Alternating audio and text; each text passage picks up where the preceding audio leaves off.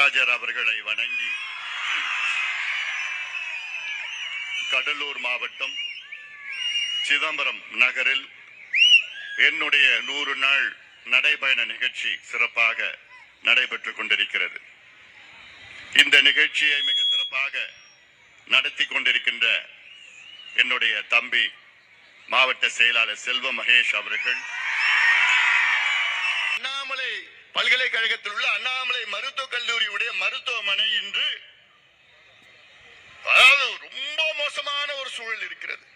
ரொம்ப மோசடியில் இருக்கிறது. மருத்துவர்கள் கிடையாது.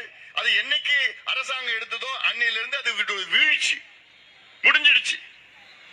மருத்துவர்கள் இல்ல, மருந்து கிடையாது, அவசர சிகிச்சை கிடையாது, பரிசோதனை உபகரணங்கள் கிடையாது, இன்வெஸ்டிகேஷன் எதுவுமே கிடையாது. இதுதான் திமுக ஆட்சி. இது நான் இன்னைக்கு சொல்றேன். நான் ஆட்சியாளர்கள் இங்க இருக்கிற மாவட்ட ஆட்சியரும் சரி, இங்க 2 அமைச்சர்கள் இருக்கிறாங்க, 2 பேர் அமைச்சர்கள் நான் சொல்றேன், சுகாதாரத்துறை அமைச்சருக்கும் நான் சொல்றேன், இன்னும் 2 வாரத்திற்குள் இந்த அண்ணாமலை மருத்துவக் கல்லூரியை சீர் செய்யவில்லை, மருத்துவர்கள் அங்கே, செவிலியர்கள் அங்க, மருந்துகள் அங்கே, பரிசோதனை உபகரணங்கள் இல்லை என்றால் நானே வந்து இங்க போராடுவேன். மிகப்பெரிய போராட்டத்தை நடத்துவேன்.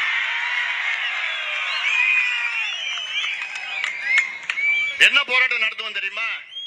அந்த மருத்துவமனையை பூட்டு போடுற போராட்டம். ஏன்னா இதுக்கு தேவையில்லையா? எதுக்கு ஒரு மருத்துவமனை வச்சிருக்கீங்க? எதுக்கு ஒரு மருத்துவக் கல்லூரி நடத்துறீங்க? அதை நீங்க அங்கிருந்து கையகப்படுத்தி நடத்திட்டு இருக்கீங்க. என்ன வசதிகள் இருக்கியா? இது இல்லாம கடலூர் நகரத்துல ஒரு மருத்துவக் கல்லூரி வேணும் என்று இந்த கேட்டோம். அப்ப கோரிக்கை வச்சோம். உங்களுடைய துணை முதலமைச்சர் ஒரு கல் எடுத்துருந்து காமிச்சாரு, செங்கல் எடுத்து காமிச்சாரு. எங்க மருத்துவமனை, எங்க மருத்துவக் கல்லூரி? ஏன் இப்ப காமிக்க சொல்லுங்களேன். இப்ப உதயநிதிய ஒரு செங்கல் எடுத்து காமிக்க சொல்லுங்க. கடலூர்ல நீங்க தானே அடிக்கல் நாட்டினீங்க. உங்க ஆட்சியில் தானே 2011 அடிக்கல் நாட்டப்பட்டது. அது